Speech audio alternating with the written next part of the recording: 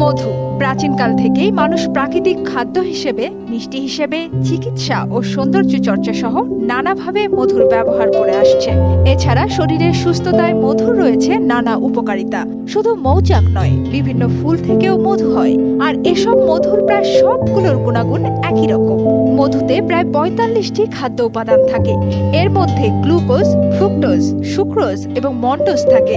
আরও থাকে amino acid, খনিজ লবণ এবং এনজাইম। ১০০ গ্রাম মধুতে থাকে ২৮৮ ক্যালোরি।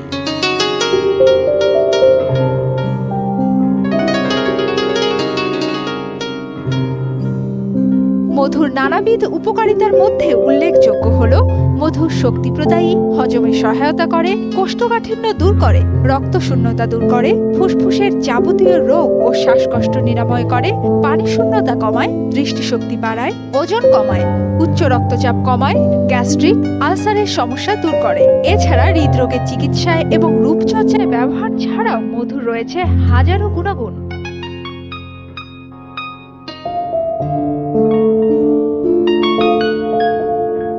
তবে মধু সব রোগের মহৌষধ হলেও একটি কথা থেকেই যায়, সেটি হলো ডায়াবেটিস রোগের ক্ষেত্রে মধু খুবই বিপজ্জনক। কারণ এটি রক্তে সরাসরি শোষিত হয় বলে সহজেই দেহের রক্ত শর্করাকে উচ্চ স্তরে নিয়ে যায়। সুতরাং ডায়াবেটিস রোগীদের জন্য মধু গ্রহণ নিষেধ। তাছাড়া যে কোনো বয়সের মানুষ অধিক পুষ্টির আশায় বেশি মধু খেলে ডায়রিয়া হতে পারে। তাই পরিমাণ মতো প্রয়োজন অনুসারে খেতে হবে মধু।